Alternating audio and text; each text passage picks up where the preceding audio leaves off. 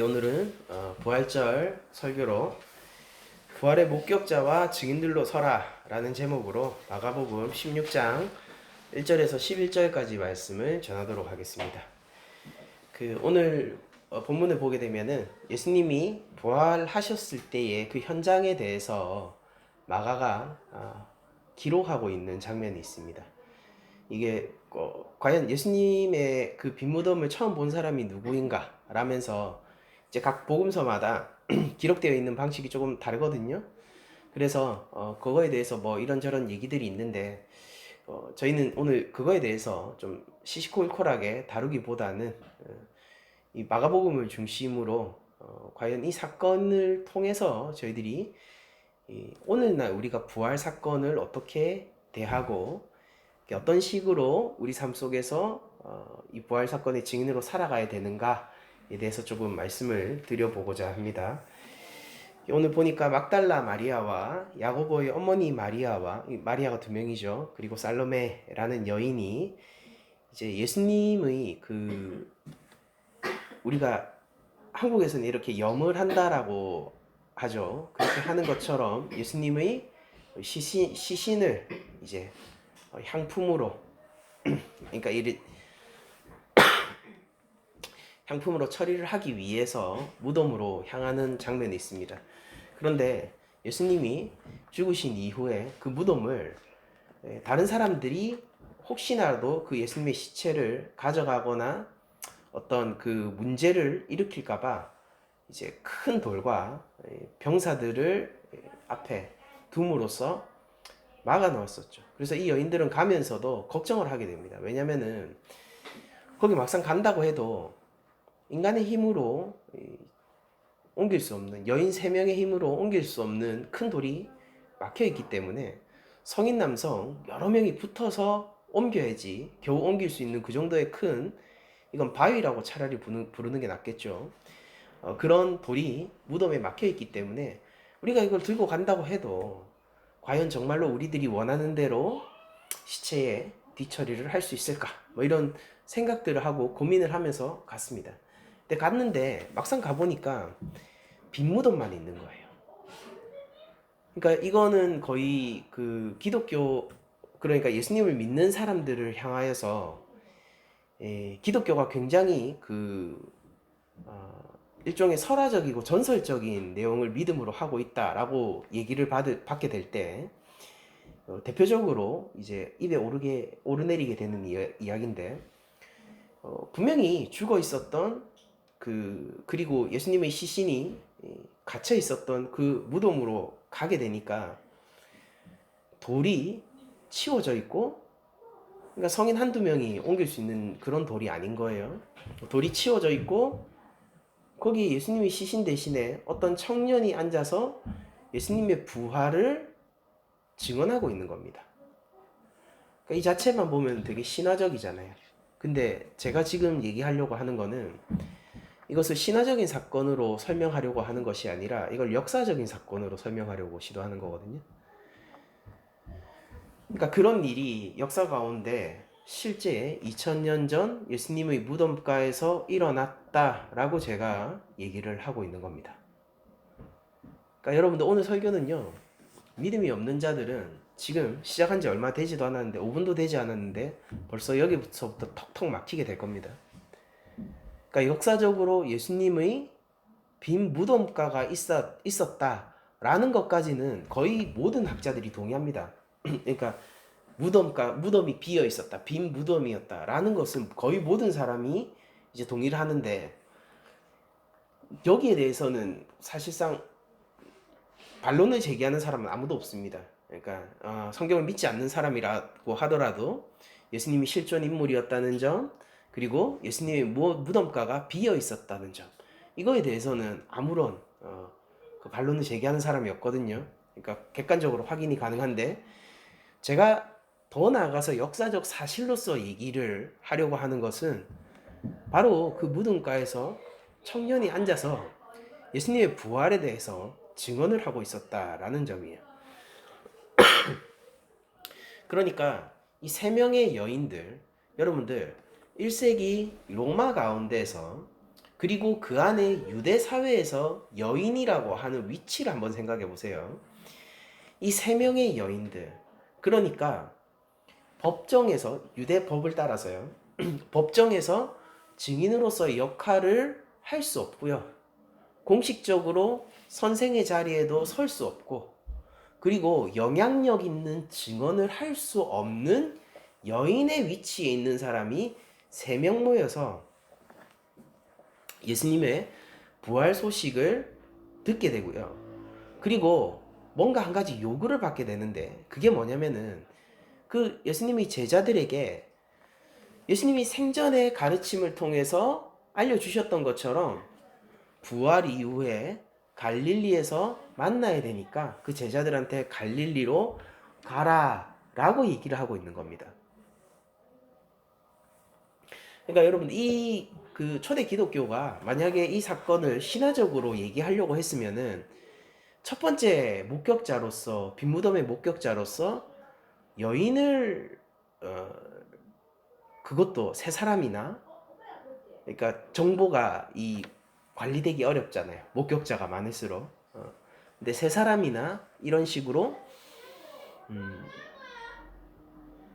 얘기를 했을 리가 없습니다. 그 굉장히 이게 정말로 신화적인 사건이면은, 여기 오늘 나와 있는 사건은요, 굉장히 신화적인 사건을 만들어내려는 사람들이 가장 하지 않을 법한 선택만을 하고 있는 사건이거든요. 그러니까 권위가 없는 여인이 이 빈무덤 사건의 첫 번째 목격자고, 그리고 또 한 사람의 정보를 통제하는 것은 쉽지만은 3명의 여인을 목격자로서 얘기하고 있고, 그리고 이 서사가 영웅적이지 않은 게 뭐냐면은, 그렇게 청년의 이야기를 전해 듣고 나서 이 여인들은요, 숨었어요. 그러니까 보통 신화적인 이야기는 어떻게 해야 되죠? 거기서 이런 놀라운 사건이 있습니다 라고 하면서 얘기를 해야 되잖아요. 근데 이 여인들이 두렵고 무섭고 당혹스럽고 어떻게 해야 될지 몰라서 숨었어요. 당시 유대 사회에 여인이란 위치를 한번 생각해 보면은, 그러니까 뭔가 공식적으로 내가 너무나도 중요한 사건이잖아요. 너무나도 중요한 사건이잖아요. 그러니까 이거는 단순히 예수님이 제자들에게만 중요한 것이 아니라 자신이 속한 사회인 유대 지도자들, 그게 바리새인이든 사두개인이든 상관없이요, 유대 지도자들에게도 중요한 사건이고, 이건 특히나 로마의 재판을 받아서 로마의 처형 방식으로 처형된 거기 때문에 로마 당국의 입장과도 걸려있는 사건이에요. 그러니까 여러 가지로 정치적으로 복잡하기도 하고, 그리고 중요도라는 것이 매우 민감하고 너무나도 중요한 이 사건의 첫 번째 목격자이자 증언자로서 얘기해야 되는 사람이 여인 3명인데, 이 여인은요, 이 사건 자체로도 황당하고, 그쵸? 그러니까 예수님이 시체로 그 자리에 누워 있어야 되는데 부활했다라고 하는 거예요. 그러니까 일단 이것 자체로도 황당하고 어떻게 받아들이고 수용해야 될지 모르고 있는 상태에서 그것에 대한 증언까지 요구받고 있는 거거든요. 그러니까 이 여인들이 숨고 증언하지 않았던 그 어떤 감정적인 기류라든지 아니면 행동의 어떤 그 선택, 이런 것들이 우리가 이해할 만하죠. 다만 이런 선택은 너무나도 현실적이어서 신화적이진 않다라는 거예요. 이 여인들은요, 빈무덤을 목격하고 예수님의 부활에 대해서 전해 들었음에도 불구하고, 그리고 거기에서 너희들이 목격자로서 또한 증인으로서 증언하라 라는 요구에도 불구하고 하지 않았습니다. 그렇죠? 그렇게 첫 번째 빈무덤 사건이 진행되고요. 그리고 나서 그 여인들이 아무 말 하지 않고 있을 때에 그 3명의 여인 가운데서 막달라 마리아에게 예수님이 직접 모습을 보이세요. 직접 모습을 보이시고, 그리고 이렇게 얘기하시죠. 마리아가 가서 예수와 함께 하던 사람들이 슬퍼하며 울고 있는 중에 이 일을 알림해. 그러니까 예수님이 살아나셨다, 정말이다, 내가 그분을 보았다 라고 얘기하는 거죠. 예수님이 자기 모습을 보이신 거예요. 마리아 앞에. 그러니까 마리아가 빈무덤을 보았을 때는 무서워서 얘기하지 못하고 이 사건이 혼란스럽기도 하고 어떻게 받아들여야 될지 몰라서 아무 행동을 하지 못하고 있다가 부활하신 예수님이 자기 앞에 모습을 드러내자 이제는 사람들에게 가서 이 사건을 알리게 되는 겁니다. 다만 예수님의 죽으심의 가운데서 슬퍼하는 자들이 마리아의 이야기를, 그것이 실제 진실이죠. 진실이지만은 마리아의 이야기를 들었다고 해서 변하진 않았어요. 물론 이 이후에 마가복음이 계속 전개되면서 예수님이 더 많은 제자들에게 나타나시고 그리고 또 예수님의 부활하심이 모두에게 알려지게 되는 그런 상황들이 점차적으로 점진적으로 나오게 되지만은 빈무덤 이후에 예수님의 부활이 가장 초창기에 있었던 사건은 대충 이런 식이에요. 그러니까 빈무덤의 목격자가 누구인가에 대해서는 뭐 설왕설래가 있을 수 있어도 부활하신 예수님을 처음 만난 여인은 막달라 마리아입니다. 이건 확실한 것 같아요. 그래서 막달라 마리아가 예수님을 보고 나니까 이전에 빈 무덤만으로는 증언할 수 없었던 실제 목격자이고 증언의 요청을 받았음에도 불구하고 증언할 수 없었던 예수님의 부활에 대해서 예수님을 만나니까 이제 이야기를 할 수 있게 되고, 그리고 사람들이, 제자들이 믿던 믿지 않건 그냥 이 사실 자체를 전하는 것 자체가 마리아한테 너무나도 중요하게 됐죠. 왜냐면 이게 진짜라서 그런 거예요. 믿기 힘든 일인 거 아는데, 사람들이 이걸 받아들이지 않을 거라는 걸 아는데, 내가 유대 사회에서 여인으로서 증인의 역할을 해야 된다는 것이 무엇인지 다 알고 있는데도 예수님이 부활하셨다라는 이 사건 자체가 너무 중요하고 여기에 자신의 모든 것이 집중되어 있기 때문에 가서 증언을 하게 되는 형태로 이야기가 흘러가게 되어 있죠. 여기서 저는 어느 날 교회가 어느 정도에 위치하고 있는지에 대해서 조금 얘기를 나누고 싶습니다. 여러분들, 우리들은요, 막달라 마리아와는 조금 달라요. 예수님의 십자가에 달리신 그 시대를 저희들은 살아본 적이 없고요. 예수님의 빈 무덤가를 우리들이 목격한 적도 없고 예수님이 그 몸을 우리에게 보이신 적도 없습니다. 그러니까 사실은 오늘날 우리 교회는 어디에 더 가까운 자들이냐면은 청년으로부터 예수님이 부활하셨다라는 소식을 전해 듣고 그리고 가서 제자들에게 이 일을 좀 설명을 해줘라. 그래서 예수님이 약속하신 대로 좀 갈릴리로 갈 수 있도록 얘기를 해라 라는 요청을 받고 있는 그런 상황에 처한 마리아, 막달라 마리아, 그리고 살로메죠. 살로메. 이 세 명의 위치에 우리 교회들은 더 가까운 것 같아요. 그러니까 우리들은 이 예수님의 부활 사건을 역사적 사건과 진실로 받아들이고 있고 이것이 우리 부활과 영원한 생명의 객관적 증거다라고 믿고 있지만은 우리의 입장과 처지는 실제 예수님의 부활체를 본 막달라 마리아와는 사뭇 처지가 다르다 이 말입니다. 그러면은 우리들은 어떻게 예수님 부활의 진실된 목격자와 증인이 될 수 있을까요? 그 누구도 막달라 마리아가 예수님 부활에 대한 진실된 증인이자 목격자라는 사실을 부정할 수 없겠죠. 그리고 자신이 진실로 예수님의 부활을 목격하고 경험했기 때문에 증인으로서 설 수 있는 게 막달라 마리아잖아요. 그러니까 오늘날 우리들도요, 예수님의 진실한 증인, 예수님 부활에 대한 진실한 목격자로 이 세상을 살아가기 위해서는 막달라 마리아와 같은 그리스도의 부활을 그리고 그리스도를 직접적으로 만나는 경험이 필요한 겁니다. 그것은 어떤 방식으로 이루어질까요?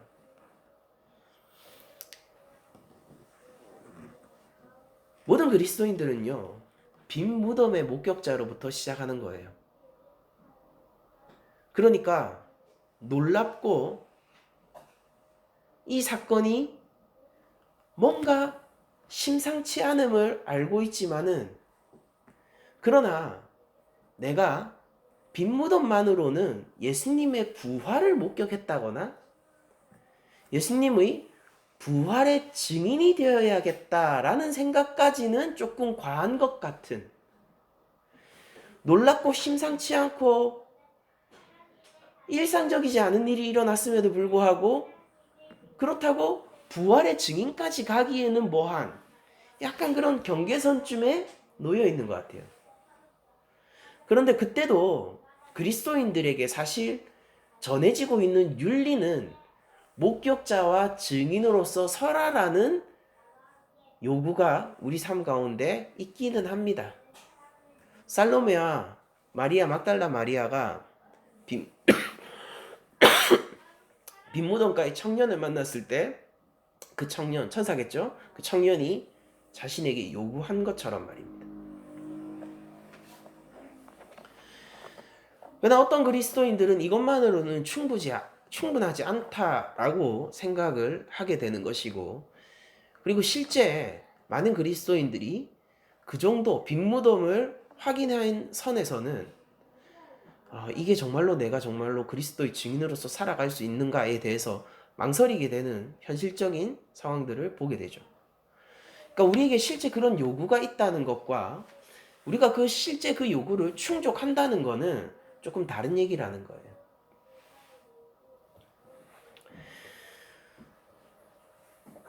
그럼 막달라 마리아처럼 예수님께서 우리 눈앞에 직접 나타나시면 좋으련만 이제는 더 이상 그런 역사가 일어나지 않습니다. 그래서 우리가 주목해야 하는 것이 무엇이냐면은 예수님이 약속하신 성령의 약속이에요. 예수님은 이제 죄송합니다. 사랑하는 제자들을 이 땅 가운데 남겨두고 하나님 우편으로 올라가실 때에, 그리고 그 사실 이전에도요, 번번이 무엇에 대해서 얘기를 했냐면은 내가 가야 한다라는 것에 대해서 계속 얘기를 하셨어요. 그러니까 내가 너희와 평생 함께 영원히 함께 있어야 되는 것이 아니라 내가 하나님 우편으로 가야 한다.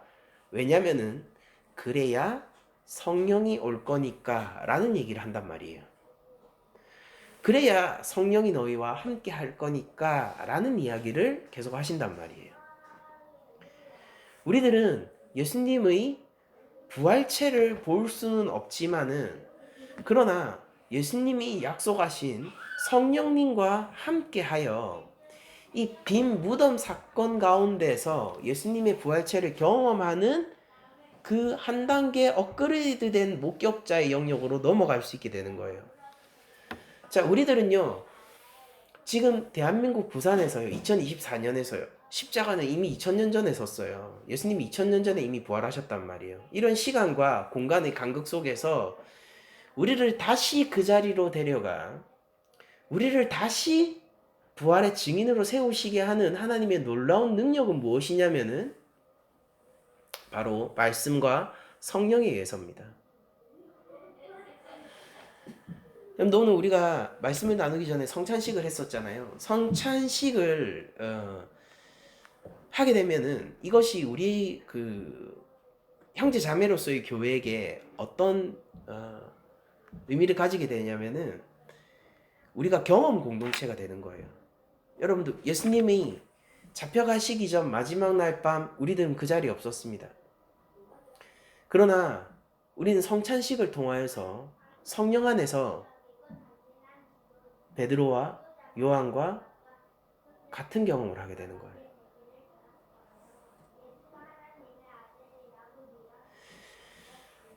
여러분, 우리들은 홍해가 갈라질 때 그 자리에 없었잖아요.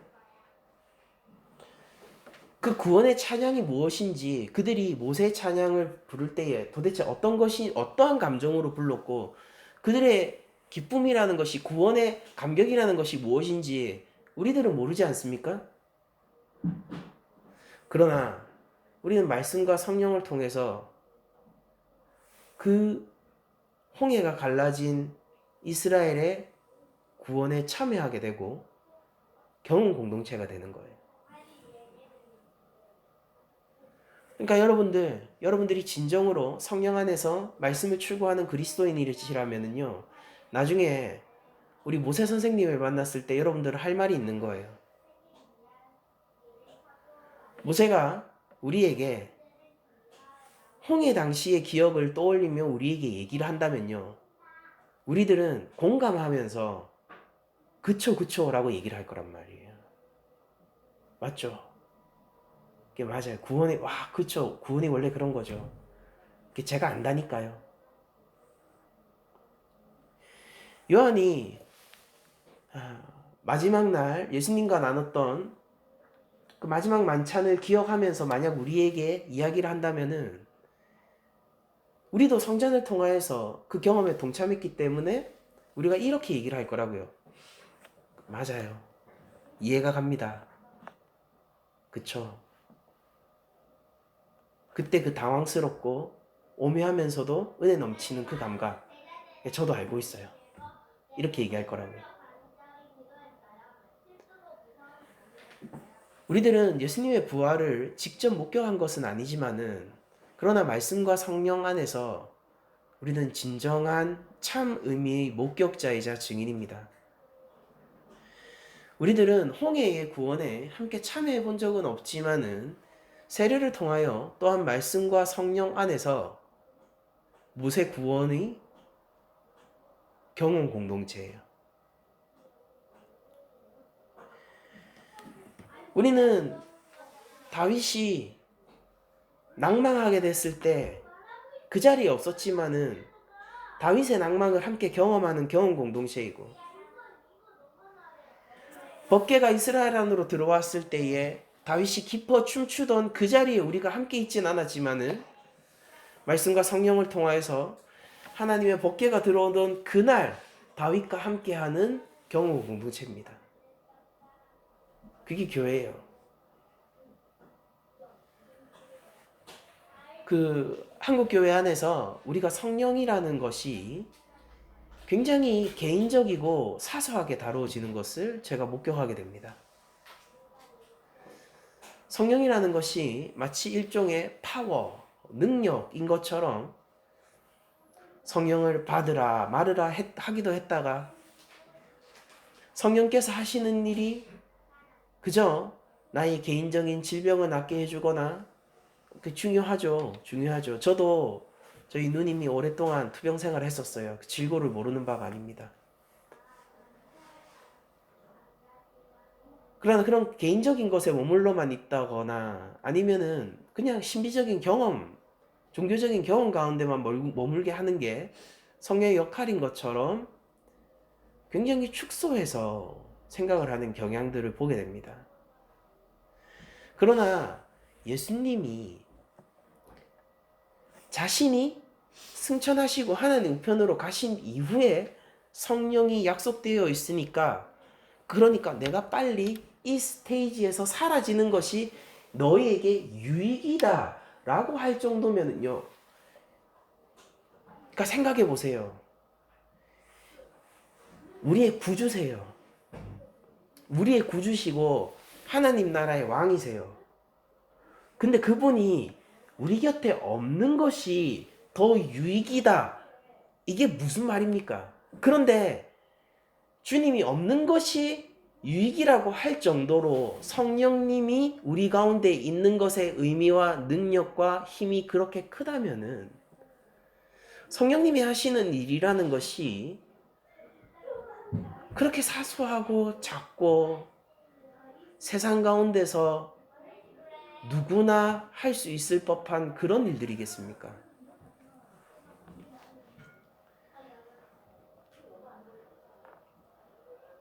성령님은 이 성경의 모든 말씀을 우리에게 적용시키시고 예수 그리스도의 십자가를, 객관적인 십자가잖아요. 제가 오늘 어린이 설교할 때 그랬죠. 예수님이 죽었는데 우리랑 무슨 상관이야? 그렇게 생각할 수 있지 않겠어? 이렇게 설교했잖아요. 그런 것처럼 그 객관적인 십자가, 근데 십자가에 구원의 능력이 있다고 해서 그건 사실이고 객관적인 사실이라고 해서 그 십자가의 능력이 곧 나의 능력이 된다라고 얘기할 수는 없잖아요. 이건 왜냐하면 주관적인 영역이니까. 십자가에는 죄사함의 능력이 있고 구원의 능력이 있습니다. 근데 그게 나의 것이라고 이야기하는 건 다른 차원의 문제인데, 바로 이 객관적인 십자가를 나의 주관적인 구원으로 바꾸어 적용시켜 주시는 분이 성령님이란 말이에요. 마찬가지로 마리아가 겪었었던 예수님을 만나는 이 사건 있잖아요. 이 사건은 마리아의 경험이지 어떻게 우리 교회의 경험이에요. 심지어 예수님을 따라다니면서 흠모하고 추종하여서 예수님의 죽음 앞에서 슬퍼하는 자들 있잖아요. 그러니까 지금 예수님 죽었는데도 여전히 예수님 편인 사람들, 예수님 죽었는데도 예수님의 제자이기를 여전히 소망하고 있는 사람들, 그 사람들이 지금 울고 있는 사람들 아니에요, 오늘 본문. 근데 그 사람들도 마리아 개인의 경험을 증언으로서 안 받는단 말이에요. 무슨 소리야? 라고 하면서 슬픔을 이어나간단 말입니다. 그러니까 마리아의 경험이요, 예수님의 부활을 만난 경험이 그들과 무슨 상관이에요? 동시대에 있던 그들과도 상관없다면은, 그렇다면 마리아의 경험은요, 우리 오늘날 우리 교회와는 무슨 상관이 있다라는 거예요. 우리도 그냥 받지 않으려면 받지 않을 수 있는 거 아니에요.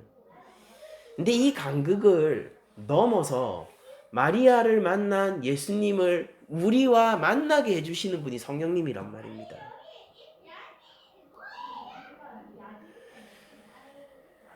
그리고 우리는 이 성령님의 도우심과 놀라운 구원의 적용의 능력에 반응하는 것을 믿음이라고 불러요.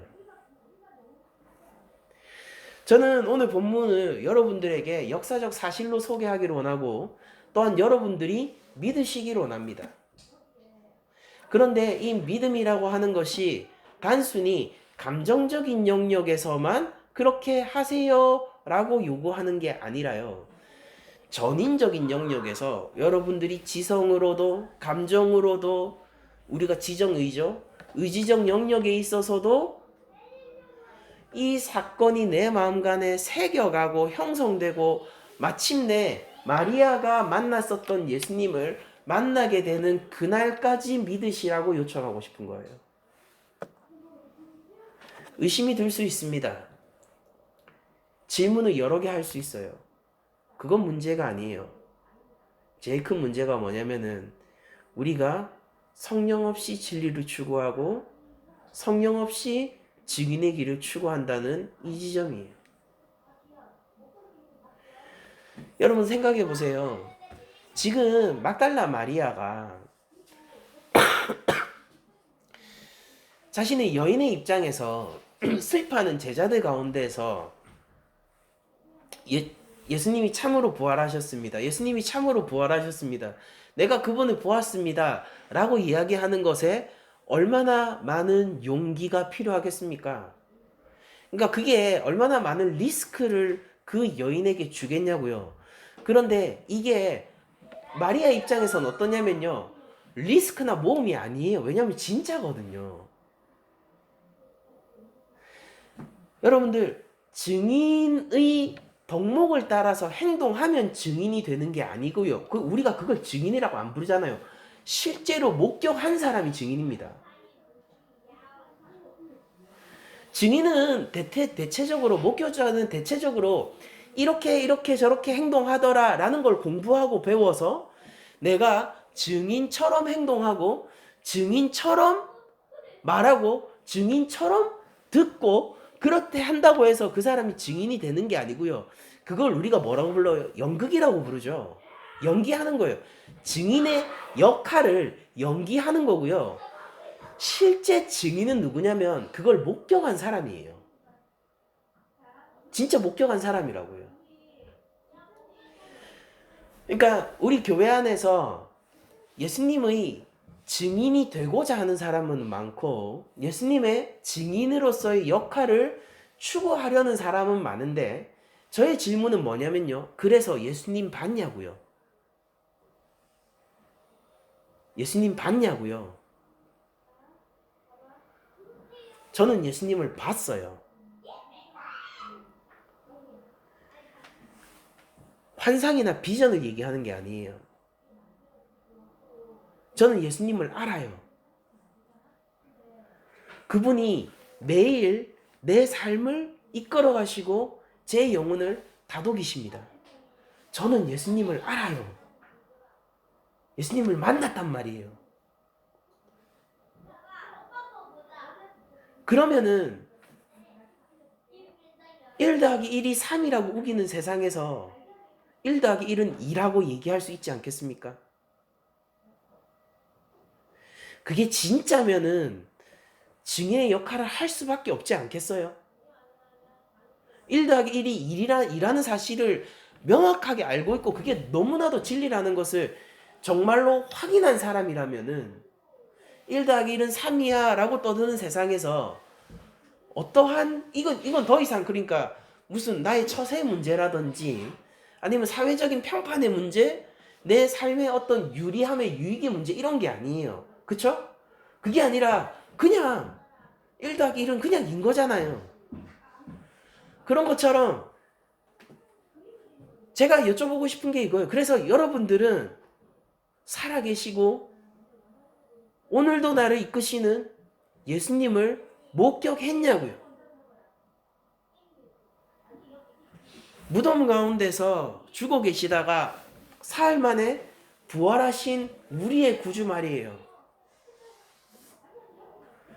그것을 우리 살면서 매일 만나고 계시냐고요. 그 주님은 마리아 앞에 나타나셨던 바로 그 주님이고 다시 어부의 길로 돌아가서 자기 고향 갈릴리에 가지고 금을 던지고 있었던 그 베드로 앞에 나타나신 그 주님이고 예수 믿는 자들을 핍박하러 다니던 바울 앞에 나타났던 바로 그 예수님이거든요. 저는 여러분들에게 여러분들 증인이 맞습니까? 라고 물어보는 것이 태도를 지적하거나 아니면은 이런 조건들을 충족하셨느냐라는 질문으로 여겨지지 않길 바래요. 그게 아니라 정말로 증인으로서 자격이 되느냐 물어보고 싶은 거예요. 그러니까 여러분들이 예수님을 만나 보셨습니까? 예수님 아시냔 말이에요. 우리의 구주를요. 이 교회의 머리를 아시냔 말이에요. 우리의 신랑을 아시냔 말이에요. 사망의 음침한 골짜기에 있어도 거기에 그 어떤 환난과 핍박이 있어도 그 양을 위하여 자기 목숨을 버리던 바로 그 주님을 만나보셨냐 이 말입니다. 성령의 능력 없이 이것이 이루어지지 않고 말씀 없이 이것이 이루어지지 않아요.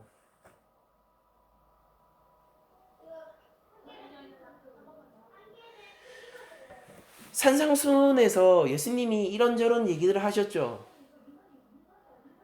여러분들 산상수훈 예수님이 얘기하실 때 그 산 아래에서 예수님의 말씀을 청종하고 있는 그 군중들의 경험을 여러분 공유하고 계십니까? 거기 있었던 누군가가 우리가 하나님 나라에서 함께 만났을 때에 바로 그 경험을 자랑스럽게 얘기하면은 여러분들은 거기에 함께 끼어서 즐겁게 이야기할 수 있냔 말이에요.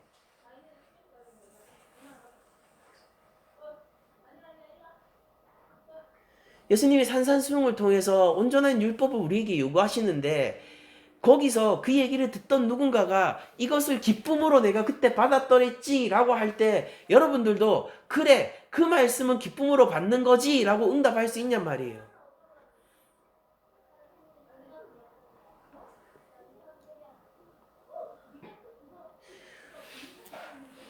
여러분들 부활의 증인은 담대합니다. 왜 담대하냐면은 그가 특별히 간이 커서가 아니라 그게 진짜라서 그런 거예요.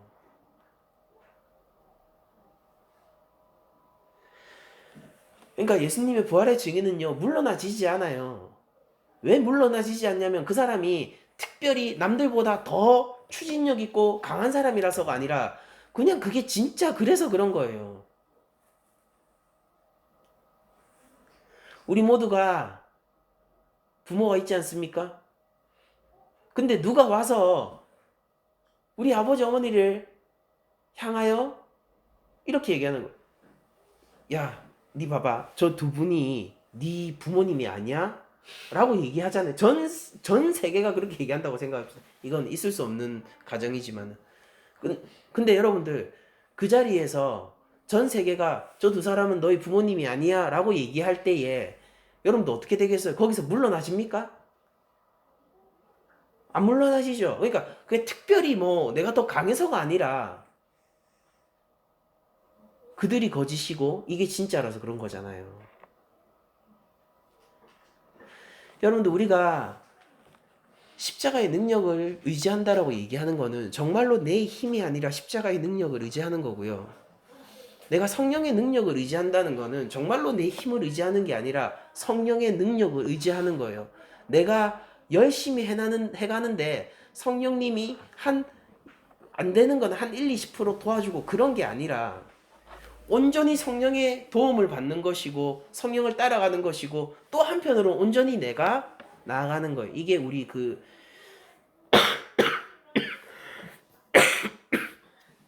우리 성화의 교리거든요. 구원론에서 성화는 온전히 성령의 몫이며 동시에 온전히 인간의 책임.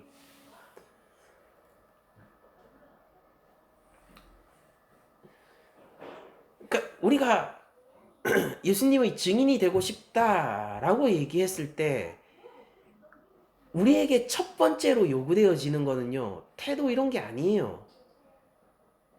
그러니까 네가 어떻게 얼마만큼 뭘 했냐 이게 아니란 말이에요. 첫 번째로 요구되어지는 거.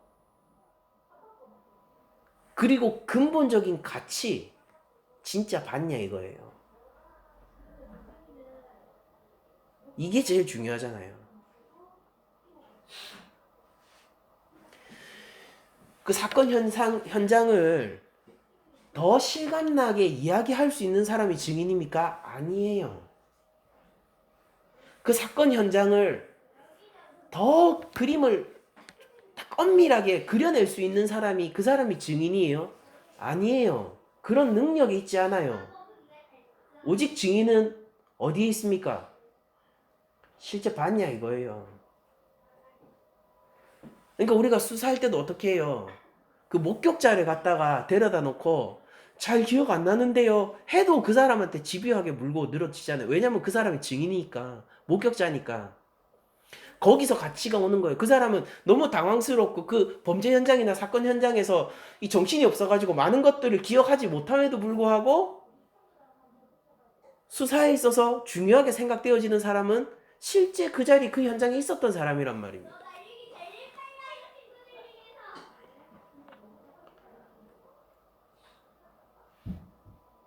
여러분들 부활이라는 이 사건은 우리로 하여금 기독교 이 전체로 하여금 기독교를 불교처럼 이성적이고 합리적인 종교가 아니라 신화적이고 비이성적인 종교로 만들게 하는 가장 대표적인 사건 중에 하나예요.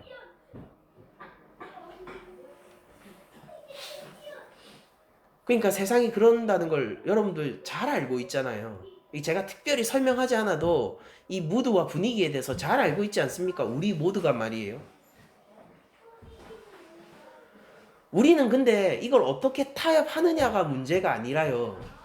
이게 진짜 있었던 건데 없었다라고 어떻게 하느냐라는 거예요. 그리고 우리가 이렇게 얘기할 수 있는 것은 우리가 진짜 그 자리에 있어서 그런 거예요. 말씀과 성령 안에서.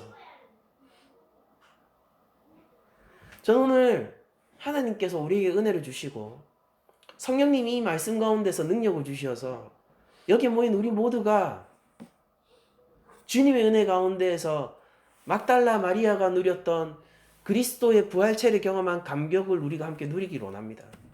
하나님 은총이 베푸시길 바라요. 우리가 이 일을 남일처럼 여기지 않고 기록되어 있습니까? 라고 얘기하는 것이 아니라 정말로 주께서 사셨다라고 나의 이야기로 할 수 있는 자들이 되기를 원합니다.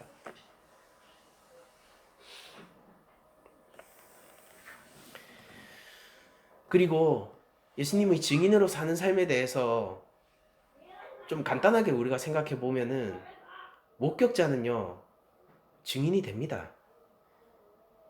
마리아 보세요.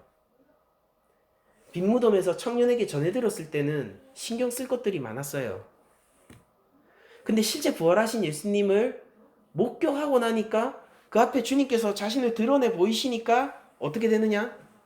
가서 얘기하죠. 그 사이에 마리아의 담력이 더 세져서예요? 아니잖아요. 숨어서 아무 말 못하던 그 막달라 마리아 아닙니까? 근데 갑자기 삽시간에 그의 성향이 변한 거예요? 아니잖아요. 막달라 마리아가 중요한 게 아니라 뭐가 중요했던 거예요? 예수님이 진짜 살아났다는 거를 확신하고 알고 경험한 그 목격 자체가 더 능력이 있는 거죠. 그러니까 가서 얘기하지 않을 수 없잖아요. 우리가 어떻게 예수님의 증인으로 사냐고요? 그러니까 예수님 만나면 돼요. 증인의 길을 어떻게 끝까지 걸을 수 있냐고요? 그러니까 우리 구주를 만나면 돼요. 신비적 경험이 아니라 말씀과 성령의 능력 안에서 우리 삶 속에서 새겨지고 형성되는 이 경험 공동체로서의 교회의 정체성을 통해서 저는 아직도 홍해 구원의 그 바닷가 앞을 배워가고 있습니다. 더 많이 경험해 나가고 있어요. 저는 아직도 주께서 떡을 떼시던 밤 주님을 바라보던 요한의 경험을 경험해 나가고 있어요. 그리고 이걸 멈추고 싶은 마음이 없어요. 오로지 이 부족한 나에게 성령께서 능력을 주셔서 성령의 도움으로 내가 나의 구주 대신 주 예수 그리스도를 더욱더 만나고 알기를 원해요. 이것이 증인된 삶의 가장 기본이에요. 최소 조건입니다. 최소 조건. 오늘 설교 제목은 부활의 목격자와 증인들로 서라라는 것입니다. 그러니까 이 명령은요, 이제 이 설교를 끝까지 들으신 분들은 참 의미를 알 수 있겠죠? 이거는 명령형이 아니라 주님과 만나세요. 그리고 예수님 안 만났으면서 증인인 척 하지 마세요. 그러니까 내 구주 예수를 더욱더 알고 사랑하는 삶을 추구해 나가세요. 라는 내용입니다. 여기 있는 우리 모두가 마리아의 부활 경험을 공유하기를 원하고 우리 모두가 참된 목격자와 증인들이 되기를 성령님께 간곡히 부탁드리면서 모든 말씀을 마치도록 하겠습니다.